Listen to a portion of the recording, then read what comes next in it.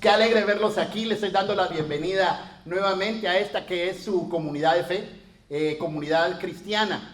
A las personas que nos visitan por primera vez les contamos que hemos estado de fiesta, estamos empezando esta iglesia con ustedes y estamos celebrando la apertura. Así que hoy al terminar, no se vayan a ir rápido de una vez. Allá atrás tenemos unos bocadillos para conocernos más. Vamos a estar compartiendo un ratito entre todos nosotros. Nuestra intención es conocernos mejor, así que aprovechemos. Iglesia no es estar aquí nada más cantando o oyendo. Iglesia es la comunión de nosotros. Cuando nosotros nos conocemos, cuando nosotros nos apoyamos, entonces somos iglesia. Como usted ya oyó, nos llamamos comunidad cristiana porque eso es lo que esperamos ser, eso es lo que deseamos ser, una comunidad de personas imperfectas. Aquí nadie es perfecto. Una comunidad de culturas distintas. Aquí venimos de diferentes países y de diferentes lugares, que tenemos, por cierto, diferentes acentos y diferentes costumbres, pero que vamos a tratar de comunicarnos en un solo lenguaje, el idioma del amor de nuestro Señor Jesucristo. Así que por favor, siéntanse en familia, porque eso somos, su familia, su comunidad. Durante las últimas semanas hemos estado hablando sobre las bienaventuranzas, que son parte del primer sermón de nuestro Señor Jesucristo que se registra en la Biblia. Y ya les contamos que bienaventurado significa feliz, dichoso. Así que este sermón primero de nuestro Señor Jesucristo habla sobre eso, de la verdadera felicidad que poseen las personas de su reino, es decir, los cristianos. Jesús nos dice que las personas de este reino, y aquí es donde la cosa se pone un poco difícil, distinta, porque nos dice que las personas de este reino son felices porque poseen 8 cualidades. Son felices aquellos que son pobres espiritualmente. Y a esto nos pone a pensar. Somos felices los que lloran por su pecado. Son felices las personas que son mansas, que son humildes. Son felices las personas que tienen hambre y sed de justicia. Son felices los que son misericordiosos. Son felices los que tienen un corazón limpio. Son felices los que buscan la paz. Son felices los que padecen persecución por causa de la justicia. Las bienaventuranzas tienen una secuencia lógica. Primero, solo pueden ser bienaventuradas, solo pueden ser benditas, felices, dichosas aquellas personas que reconocen su pobreza espiritual, su bancarrota espiritual. Reconocen que su pecado está delante de Dios y entienden que no pueden hacer nada para ganarse el favor de Dios. Lo primero que cualquier cristiano tiene que entender es eso. Yo no puedo hacer nada para que Dios diga, hey, qué buen hijo eres tú. No hay nada. Todos estamos en bancarrota espiritual. Y quien entiende su pobreza espiritual, quien entiende que su pecado lo separa de Dios, llora por esa situación. No es un llanto cualquiera. Es un lamento, es un llanto de verdadero arrepentimiento que nos hace voltearnos a Dios implorando su misericordia, que es lo único que nos puede dar a nosotros libertad, solamente el perdón de Dios. Y eso es todos los días de nuestra vida. No es un día, no es que hoy yo pedí perdón a Dios y estoy feliz y libre porque ya no tengo pecado. Todos los días nuestra vida está golpeada por el pecado. Todos los días nos podemos pelear con alguien. Todos los días tenemos la oportunidad de mentir. Todos los días tenemos la oportunidad de hacer algo que no es correcto. Y nuestro Dios nos dice que debemos todos los días estar tristes por ello. No puede ser que estemos todo el tiempo pecando y eso nos entristece. Ese llanto continuo, ese llanto, esa tristeza de todo el tiempo nos da una perspectiva de vida distinta. Si yo quiero ser feliz, si yo quiero ser dichoso, si yo quiero ser bienaventurado, el camino que tengo que andar es someter mi voluntad a la voluntad de Dios. Y dijimos la semana pasada, eso es humildad. Ya no vivo yo para querer cumplir mi voluntad, para cumplir mis deseos, sino que ahora yo debo vivir para cumplir la voluntad de Dios. Y al mismo tiempo, al entender que no soy mejor que nadie, porque aquí nadie es mejor que nadie, sino que al fin y al cabo todos solo somos seres humanos y todos estamos bajo el poder de alguna forma del pecado, sin importar nuestra cuna, sin importar nuestra posición económica, sin importar nuestra cultura, sin importar nuestro color. Todos los seres humanos somos necesitados de la misericordia de Dios. Y debemos aprender a tratar a las demás personas con la misma humildad con la que nuestro Señor Jesucristo nos trata a nosotros, con la misma humildad con la que me presento delante de Dios, así me debo presentar delante de las personas. Eso es humildad, eso es mansedumbre, poner nuestra vida en sujeción a Dios y en servicio a las demás personas. Luego Jesús continuó con su discurso y dijo lo siguiente en Mateo 5, versículo 6. Bienaventurados los que tienen hambre y sed de justicia, porque ellos serán saciados. Vamos a orar para empezar la meditación en esta mañana. Gracias, Padre, te damos, porque sabemos que tú estás en este lugar. Y al escuchar tu palabra, te pedimos que tu Espíritu Santo, el Maestro, el Consolador, esté presente hoy en este lugar y que la promesa de que Él nos va a enseñar aquellas cosas que tú has preparado para nosotros sea cierta y real en esta mañana. Que tu Espíritu Santo nos ayude a entender tu palabra, que la atesoremos en nuestro corazón y que al salir de aquí salgamos a vivir por tu palabra. También te ruego por mí, para que al abrir mi boca yo pueda hablar con denuedo y valentía el misterio del Evangelio de Cristo Jesús, quien es nuestro Señor y nuestro Salvador. Amén y amén.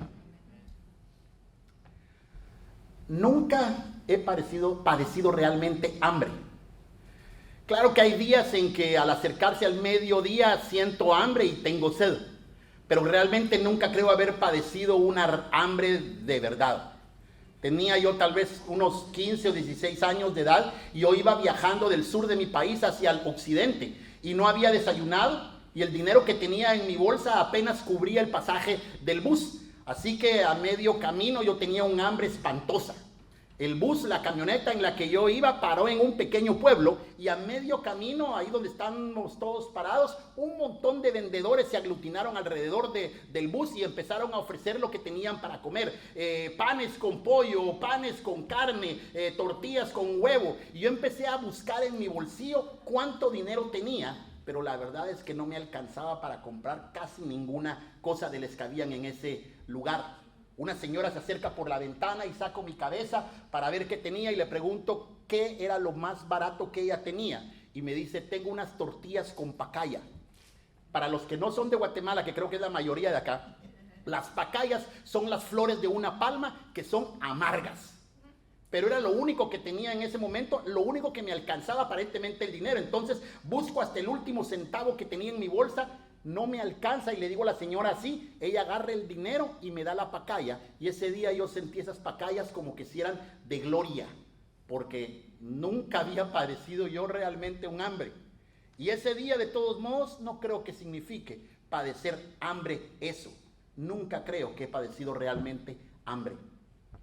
Hay otras personas que sí sufren hambre. Hay regiones de América Latina en donde no tienen absolutamente nada para meterse al estómago y su existencia completa está dominada por ese terrible problema, por esa realidad del hambre.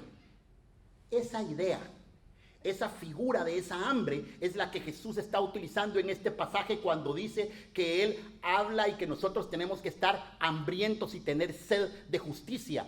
Jesús está hablando de una pasión extremadamente fuerte, de un deseo tan grande por algo que domina por completo nuestra existencia.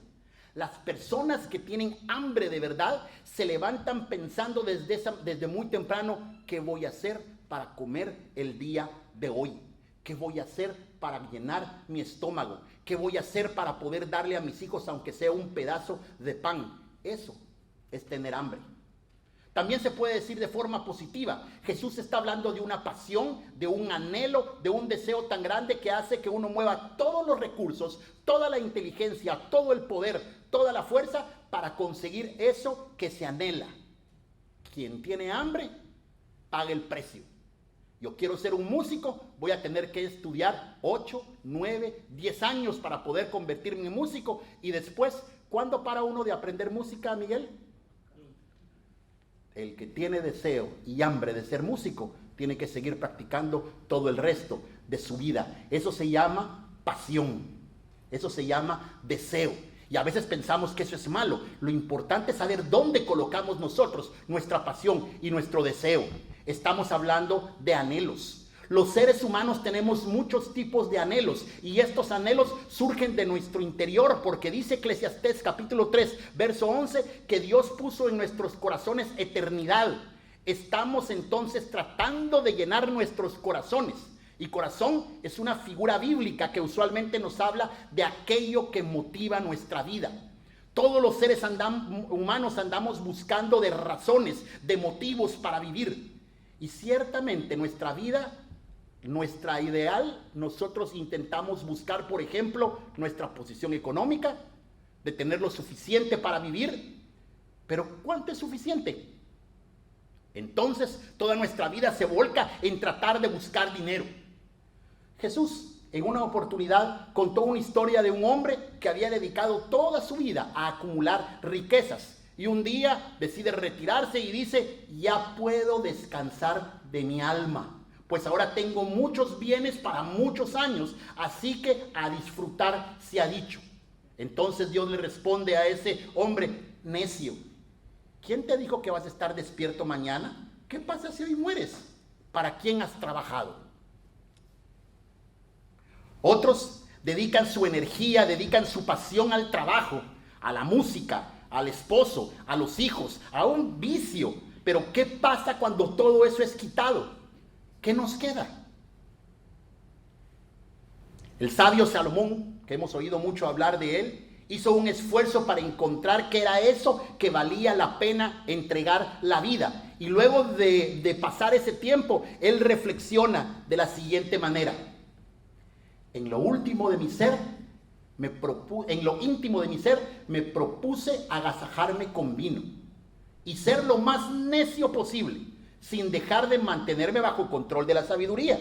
Quería ver de qué bueno sacan los mortales de sus ocupaciones de toda la vida bajo el cielo. Emprendí grandes obras, hice que me construyeran casas y que me plantaran viñas. Tuve mis propios huertos y jardines, y allí planté toda clase de árboles frutales.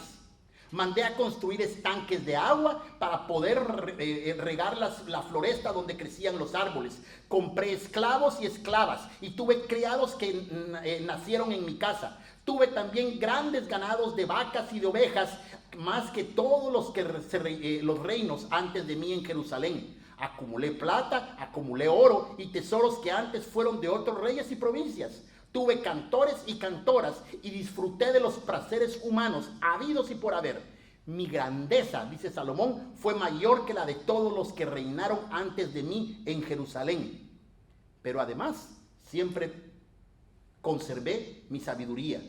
No les negué a mis ojos nada que desearan ver, ni conscientemente me aparté de placer alguno, porque en lo íntimo disfruté de todos mis afanes. Esa fue la recompensa de todos mis afanes, decía Salomón. Luego me puse a considerar todo lo que yo había hecho con mis manos y el trabajo que me costó realizarlo, y resultó que todo era vanidad y aflicción de espíritu. Nada es provechoso bajo el sol. El problema con todos los anhelos que nosotros podemos tener en esta vida es que todo es pasajero. Nada nos sacia realmente, solo nos hacen descubrir nuestros vacíos. Una vez el profeta Isaías dijo: ¿por qué gastan ustedes dinero en lo que no alimenta? ¿Por qué gastan su sueldo en lo que no sacia? En otra oportunidad, el profeta Jeremías dijo también: hay dos males que han incurrido la gente de mi pueblo. Me han dejado a mí, que soy la verdadera fuente de agua viva, y han cavado sus propias cisternas tan agrietadas que no retienen el agua.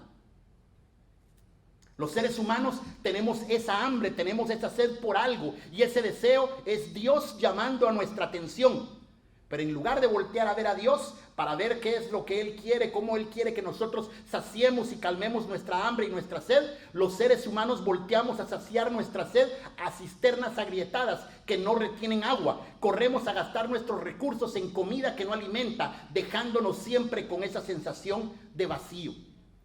Cuando una persona es alcanzada por la misericordia de Dios, entonces el hambre continúa, pero algo ha cambiado. Ahora esa hambre y esa sed debe ser redirigida. John Stott, un predicador que ya comentamos aquí en una oportunidad, dijo así: los cristianos no están absortos en la búsqueda de posesiones.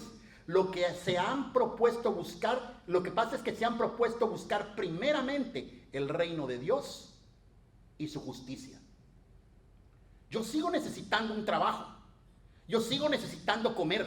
Yo sigo necesitando agua. Yo sigo necesitando vestido, pero no significa que entonces dirijo mi vida solo a buscar eso. Lo que está diciendo la palabra de Dios en este momento es que el cristiano se dirige su atención a algo más importante que el vestido y la comida, que la sed que nosotros tenemos. Dirigimos nuestra atención a la justicia de Dios. La justicia es el foco de atención de los cristianos.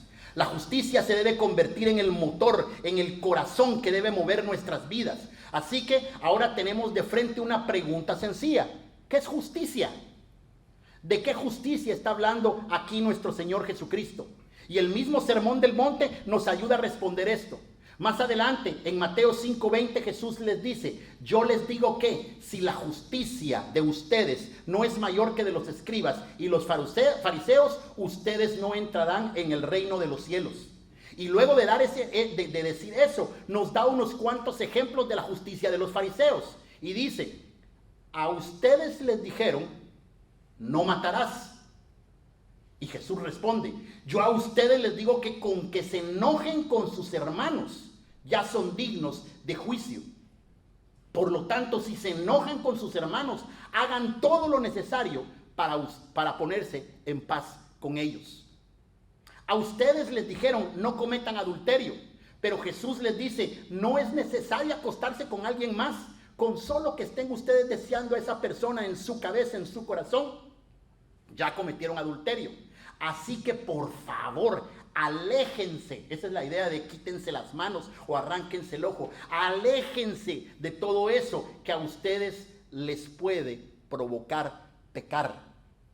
A ustedes les dijeron que si quieren divorciarse, denle una carta de divorcio a su señora y todo está listo. Yo les digo, a menos que sea por causa justa, si se divorcia de su esposa, ya está cometiendo adulterio. A ustedes les dijeron, no cometerán perjurio. Lo que juras, lo debes de cumplir. Y Jesús dice, yo les digo a ustedes, no juren por nada. Simplemente cuando digan que van a hacer algo, háganlo. A ustedes les dijeron ojo por ojo y diente por diente. Yo les digo a ustedes, si alguien les diera una mejilla, pongan la otra. A ustedes les dijeron que deben amar al prójimo. Yo les digo, claro que hay que amar al prójimo, pero deben ir más lejos. Deben aún amar al enemigo. Así que en primer lugar, cuando Jesús está hablando de justicia, estaba refiriéndose a una justicia moral, a un tipo de conducta, a una forma de vivir la vida que agrada a Dios. Los fariseos confundieron esto con actos religiosos. Es decir, si cumplo con ciertas reglas, es suficiente. Pero Jesús dice, no, así no es la cosa. Así no es como se supone que debemos de vivir. La justicia de la que yo hablo es interna, está en el corazón. Y como podemos rápido intuir, no trata solo de portarse bien, de vivir una vida santa. También trata en segundo lugar de la misericordia, de justicia social, dicen otras personas.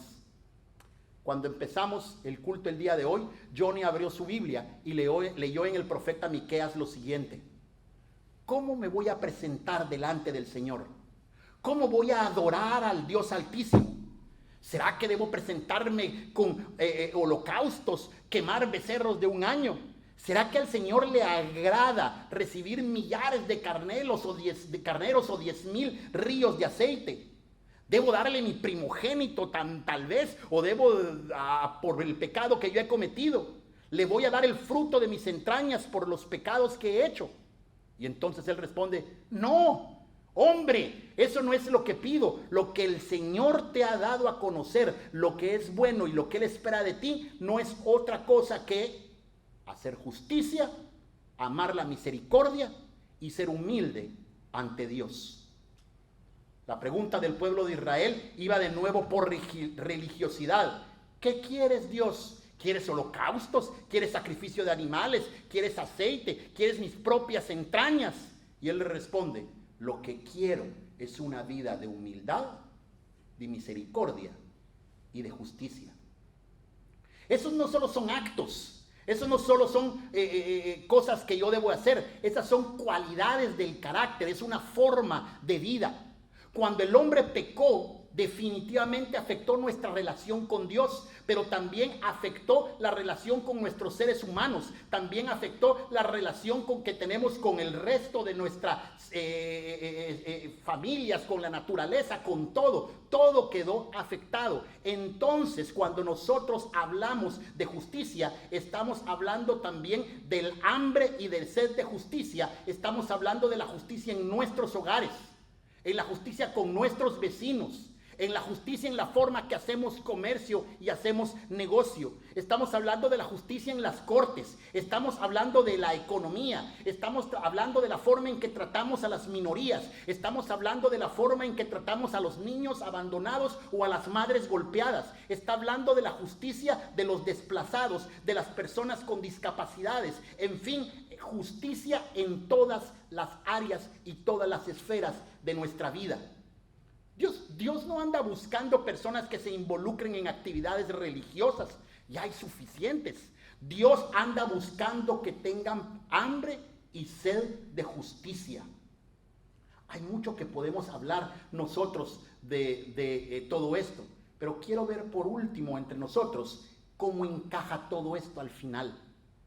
Todo va como de manera lógica.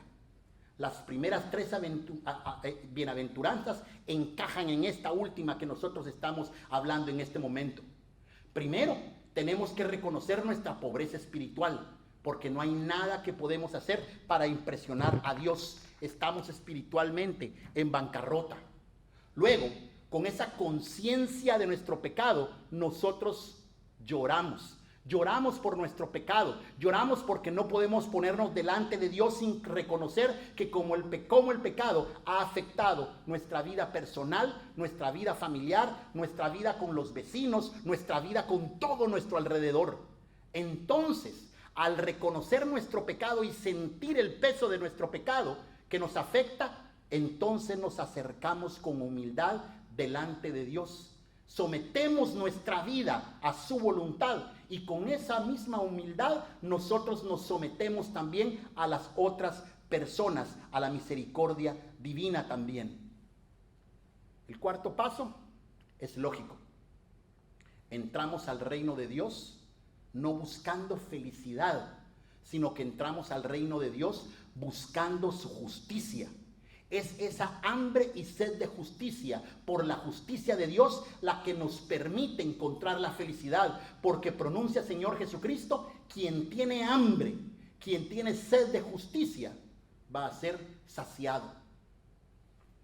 A esta altura necesito ya hacer una pausa porque ya casi llegué a los 30 minutos.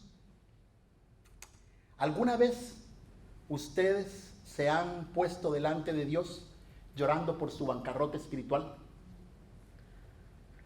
¿Alguna vez se han presentado delante de Dios para decirle a Dios, necesito someterme a ti y no más a mi propia voluntad?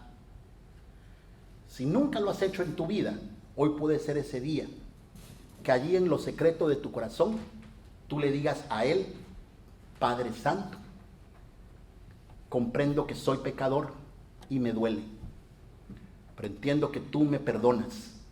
Entiendo que tú me amas y entiendo que tú me recibes así, tal como soy. Porque no hay manera de que yo ni nadie pueda hacer lo suficiente para agradarte. Te agradezco porque tu perdón me lo ofreces como un regalo. Ahora yo les pido que por favor reflexionen por un momento en su propia vida. ¿Cuál es la sed más grande que usted tiene? ¿Qué es lo que lo motiva a vivir cada día? ¿Sigue siendo el trabajo? ¿Sigue siendo el dinero? ¿Sigue siendo la familia?